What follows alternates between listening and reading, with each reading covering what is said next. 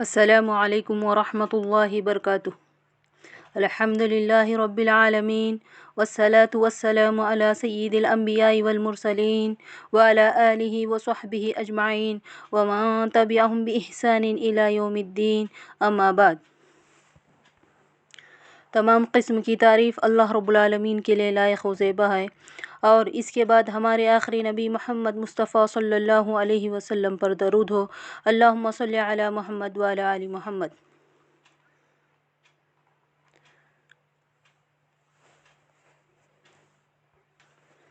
عزیز ماں اور بہنوں، سیرت کے درس میں آپ سب کا خیر مقدم ہے۔ اس سے پہلے کے درس میں ہم نے سنا تھا کہ آپ صلی اللہ علیہ وسلم کو تنہائی پسند آنے لگی تھی اور غار میں جا کر غور و فکر کیا کرتے تھے۔ اسی اثنا میں حضرت جبرائیل علیہ السلام آتے ہیں اور کہتے ہیں کہ اقرا، پڑھو، تو رسول اللہ صلی اللہ علیہ وسلم نے فرمایا کہ میں پڑھا لکھا نہیں ہوں۔ رسول اللہ صلی اللہ علیہ وسلم نہ پڑھنا جانتے تھے نہ لکھنا جانتے تھے۔ عرب میں ویسے بھی پڑھنے کا ماحول بھی نہیں تھا۔ عرب میں ویسے بھی پڑھنے لکھنے کا رواج نہیں تھا۔ بہت کم لوگ تھے جو پڑھنا لکھنا جانتے تھے۔ جب نزول وحی کا آغاز ہوا تو اس وقت صرف مکے میں 17 لوگ تھے جو پڑھنا لکھنا جانتے تھے۔ ان میں سے ایک حضرت عمر بھی تھے جن کو پڑھنا لکھنا آتا تھا۔ ان کو خصوصی لقب ملتا تھا، جو پڑھنا لکھنا جانتے ہیں ان کو خصوصی لقب ملتا تھا الکامل۔ یہ دراصل دوسروں کے لیے عیب ہے، لیکن یہی علم محمد صلی اللہ علیہ وسلم کے لیے سب سے بڑی علامت ہے نبی ہونے کے لیے۔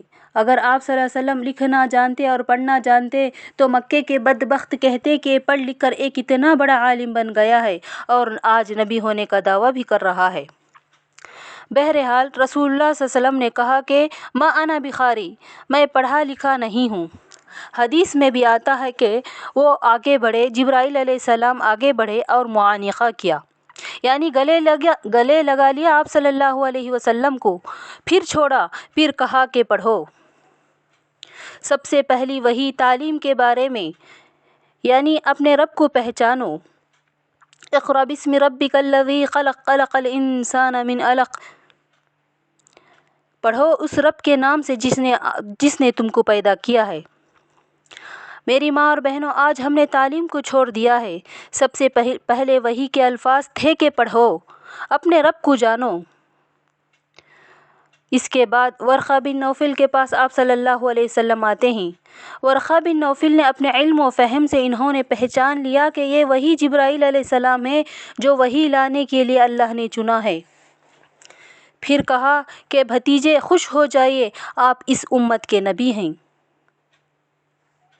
ادھر دیکھیے، ابو جہل ساتھ میں تھا، ابو لہب پڑوسی تھا آپ صلی اللہ علیہ وسلم کا، قریب رہ کر بھی آپ صلی اللہ علیہ وسلم کو پہچان نہ سکا۔ ادھر ورقہ بن نوفل ہیں کہ ایک بات میں پہچان لیا کہ آپ اللہ کے نبی ہیں۔ اس میں اور ان میں فرق کیا تھا؟ صرف علم کا فرق تھا۔ یہ روشنی ہے، اس کو ہم نے چھوڑ دیا تو ہمارے اندر گمراہیاں پیدا ہوئیں۔ اگر علم کو پکڑیں گے تو علم اللہ سے بھی ملاتا ہے، یہی رسول سے بھی تعارف کراتا ہے، یہی قرآن کی بھی اہمیت بتلاتا ہے۔ پھر دوسری وحی نازل ہوئی، یا ایھا المدثر قم فانذر، اے چادر اوڑھنے والے اٹھو، اب ڈراؤ اپنی قوم کو اور اپنی قوم کی خدمت کرو۔ اس کے بعد رسول اللہ صلی اللہ علیہ وسلم نے دعوت کا آغاز کیا۔ سب سے پہلے جان پہچان کے لوگوں کو یہ دعوت پیش کی جن پر پورا بھروسہ تھا کہ یہ ایمان لائیں گے۔ سب سے پہلے حضرت خدیجہ نے اسلام قبول کیا۔ رسول اللہ صلی اللہ علیہ وسلم نے فرمایا، خدیجہ وہ ہیں جس نے میرے لیے سب کچھ لٹا دیا۔ رسول اللہ صلی اللہ علیہ وسلم ہمیشہ یاد کیا کرتے تھے حضرت خدیجہ کو۔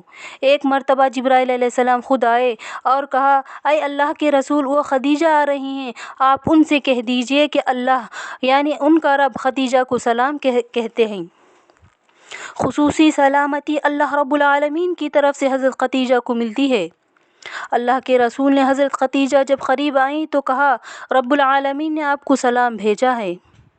تو حضرت خدیجہ نے کہا اے اللہ کے رسول وہ تو خود سراپا سلام ہے، میں کیا جواب دوں اس کا؟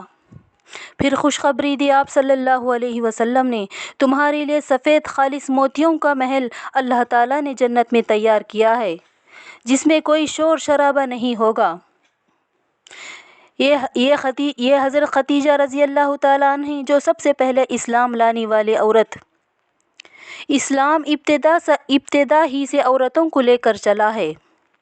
پھر اس کے بعد مردوں میں اسلام لانے والے حضرت ابوبکر صدیق رضی اللہ تعالیٰ عنہ ہیں۔ دور کے لوگ بات جلد مان لیتے ہیں، لیکن قریب کے لوگ آپ کی بات کو ماننے کے لیے تیار نہیں ہوتے، کیونکہ قریبی میں کھل جاتا ہے سب کچھ، برائیاں کھل جاتی ہیں اور اچھائیاں بھی کھل جاتی ہیں۔ تو رسول اللہ صلی اللہ علیہ وسلم نے کہا کہ جب میں ابوبکر رضی اللہ تعالیٰ عنہ سے کہا کہ میں رسول بنایا گیا ہوں، تو ایک سوال نہیں کیا حضرت ابوبکر نے، ایک سوال بھی نہیں کیا آپ صلی اللہ علیہ وسلم سے، ارے آپ نبی بن گئے، ایک سوال بھی نہیں کیا۔ اللہ کے رسول بعد کے دور میں بھی کہا کرتے تھے کہ میں نے کسی پر بھی اسلام پیش کیا تو کم از کم کچھ دیر کے لیے سوچا۔ ایک واحد شخصیت وہ ہے جس نے کبھی کوئی بات نہیں کی، کوئی سوال نہیں کیا آپ سے، فوراً اسلام قبول کیا، کہا کہ آپ اسی کے مستحق تھے۔ کیا چیز تھی آپ صلی اللہ علیہ وسلم کے اخلاق تھے۔ اس کے بعد غلاموں میں سب سے پہلے اسلام لانے والے حضرت زید بن حارثہ تھے، نوکر تھے آپ صلی اللہ علیہ وسلم کے، اپنے مالک کو خوب جانتے تھے۔ زید بن حارثہ ایک غلام تھے، انہوں نے نبوت سے پہلے ہی باپ کو چھوڑ کے اللہ کے رسول صلی اللہ علیہ وسلم کی غلامی کو اختیار کیا تھا۔ ایک مرتبہ باپ آئے تھے لینے کے لیے، اللہ کے رسول نے کہا کہ میں خود نہیں بھیجتا۔ باپ ہنس پڑا، کیا کوئی باپ کے پاس آنے کے لیے انکار کرے گا؟ بلاؤ زید کو، ہم بات کریں گے اپنے بیٹے سے۔ تو رسول اللہ صلی اللہ علیہ وسلم نے حضرت زید کو بلایا۔ رسول اللہ صلی اللہ علیہ وسلم کے پاس زید آئے اور بیٹھے، نگاہ اٹھا کے بھی نہیں دیکھا اپنے باپ کو۔ اللہ کے رسول نے فرمایا زید کیا تم نے ان کو پہچانا نہیں؟ تو زید نے کہا ہاں میں نے پہچان لیا ہے اللہ کے رسول، یہ باپ ہیں اور یہ میرے چچا ہیں۔ تو اللہ کے رسول نے زید سے کہا کہ کیا ارادہ ہے؟ وہ تم کو لینے کے لیے آئے ہیں، کیا تم جانا چاہتے ہو ان کے ساتھ؟ حضرت زید نے کہا کہ نہیں، میں جانے کے لیے تیار نہیں ہوں۔ ابھی نبوت نہیں ملی تھی، تبھی پہچان لیا تھا کہ یہ معمولی شخصیت نہیں ہے، اسی وجہ سے سب سے پہلے اسلام لانے والے یہ ہیں۔ اور بچوں میں اسلام قبول کرنے والے حضرت علی، جبکہ عمر 10 سال کے تھے۔ حضرت صدیق رضی اللہ تعالیٰ عنہ نے اپنے ساتھیوں میں اسلام کا ذکر کیا اور ان کو دعوت پیش کی۔ ان کے ذریعے حضرت عثمان بن عفان اسلام لائے، حضرت بلال اسلام لائے، حضرت صہیب اسلام لائے، حضرت خباب بن ارت اسلام لائے۔ اسی طرح یہ قافلہ دھیرے دھیرے بڑھنے لگا اور اس کی باتیں مشرکین مکہ تک پہنچنے لگیں، لیکن انہوں نے سوچا یہ ہمارے خلاف کیا کر سکیں گے، اس کی طرف یہ زیادہ اہمیت نہ دی، اور آہستہ آہستہ اسلام پھیلتا چلا گیا۔ 3 سال کا وقفہ گزر گیا جس میں 40 افراد مسلمان ہوئے۔ جب 3 سال گزر گئے تو اللہ کے حکم سے رسول اللہ صلی اللہ علیہ وسلم اللہ کے رسول کو حکم ملا کہ اب آپ کو باہر نکلنا پڑے گا، علی الاعلان توحید کی دعوت دینا ہوگی۔ وَأَنذِرْ عَشِيرَتَكَ الْأَقْرَبِينَ، اب تم اپنے رشتہ داروں کو ڈرائیے۔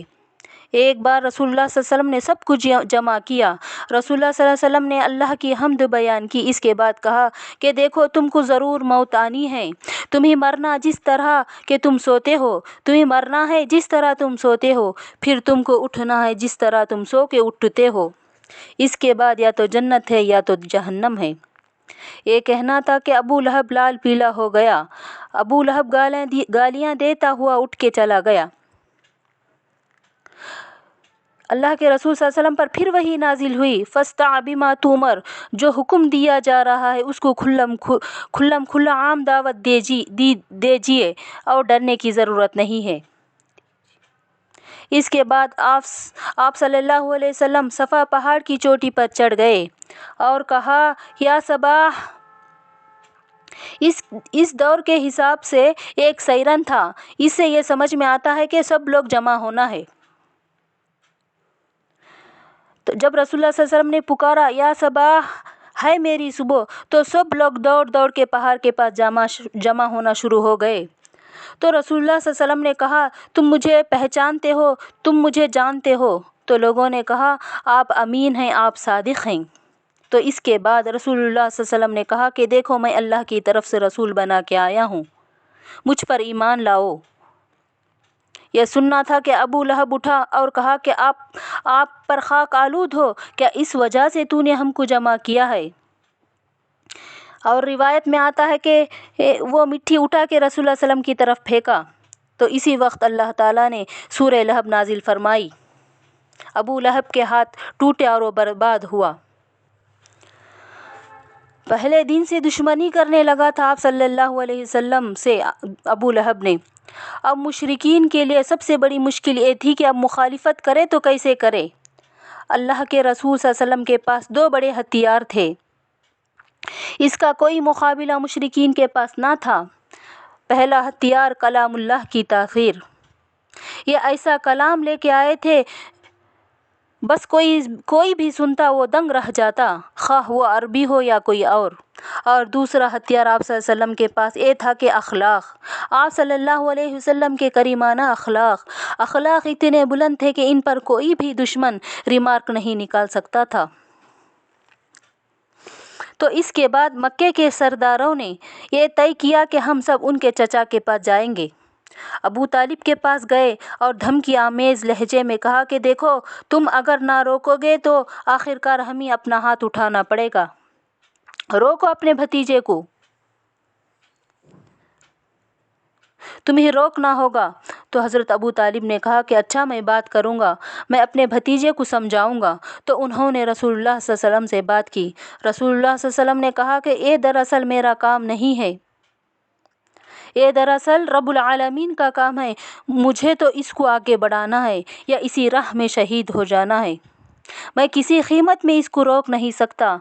आप मेरा साथ दें या ना दें, मैं इस काम को बराबर करता रहूँगा। तो ये सुनकर अबू तालिब ने कहा कि ऐ भतीजे, जब तक सांस बाकी है, जब तक मैं तुम्हारा साथ दूंगा, तुम आगे बढ़ो।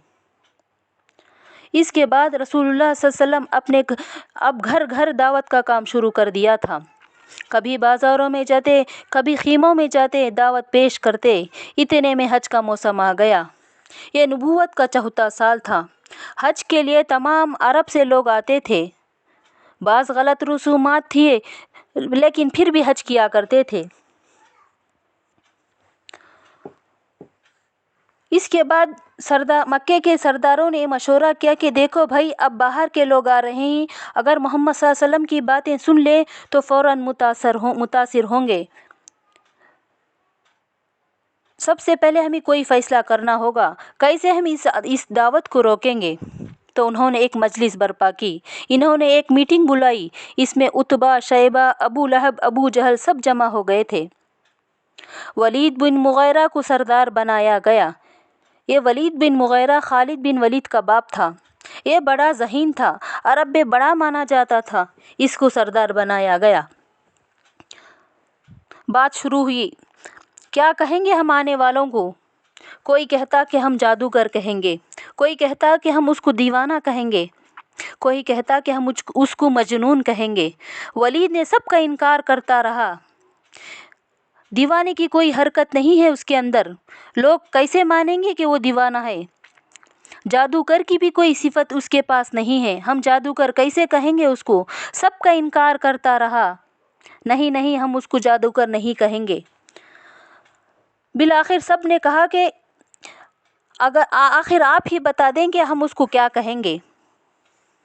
तो इसका नक्शा अल्लाह रब्बुल आलमीन ने कुरान में खींचा है, सूरह मुद्दस्सिर में।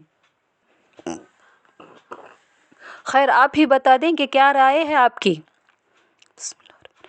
तो अल्लाह ताला ने इसका खींचा कुरान में फरमाया है, इन्नहु फक्कर व क़द्दर फ़क़ुतिल कैफ़ क़द्दर।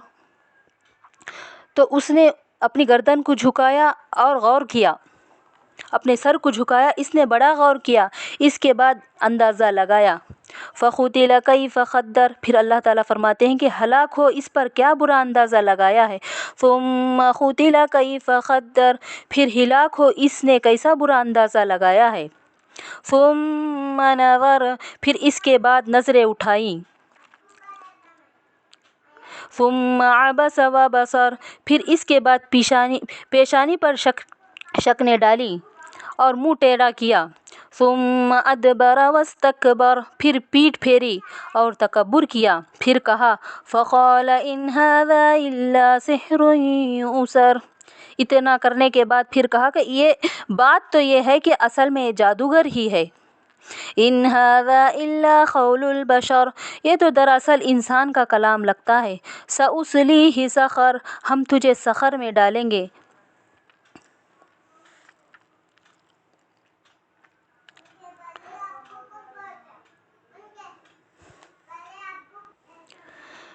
اس کے بعد مجلس برخاست ہوئی۔ آخر میں یہ طے پایا کہ ہم اسے جادوگر ہی کہیں گے۔ پھر اس کے بعد یہ سب نکلے تو ادھر رسول اللہ صلی اللہ علیہ وسلم حج کے موسم میں سب سے زیادہ مصروف ہو گئے۔ حضرت ابوبکر صدیق رہنمائی کرتے، رسول اللہ صلی اللہ علیہ وسلم خیمے میں پہنچتے، ہر خیمے میں پہنچتے، پھر کلام پیش کرتے، اسلام کی دعوت پیش کرتے۔ جس خیمے سے نکلتے ابو لہب، ابو جہل، یہ بدبخت اس خیمے میں جا کر کہتے کہ یہ جادوگر ہے، یہ دیوانہ ہے، اس کی باتیں نہ مانو، اس کی باتیں نہ سنو۔ جس کے نتیجے میں جب قافلے اپنے گھروں کو نکلے تو تمام عرب کو معلوم ہو چکا تھا کہ ایک نبی نمودار ہوا ہے مکے میں جس کا نام محمد ہے۔ اگر یہ لوگ مخالفت نہ کرتے تو بات زیادہ نہ پھیلتی۔ جب انہوں نے مخالفت کیا تو لوگوں کے دلوں میں آیا کہ دیکھیں آخر وہ شخص کیا کہتا ہے۔ تو اسی کے ساتھ میں اپنی بات کو ختم کرتی ہوں۔ آخر میں اللہ تعالیٰ سے دعا کرتی ہوں کہ اللہ تعالیٰ ہم کو نیک بنائے، ہم میں اخلاق پیدا فرمائے، جو بھی دین کی باتیں ہم سن رہے ہیں اس پر عمل کرنے کی توفیق عطا فرمائے۔ وآخر الدعوانا ان الحمد للہ رب العالمین۔ السلام علیکم ورحمۃ اللہ وبرکاتہ۔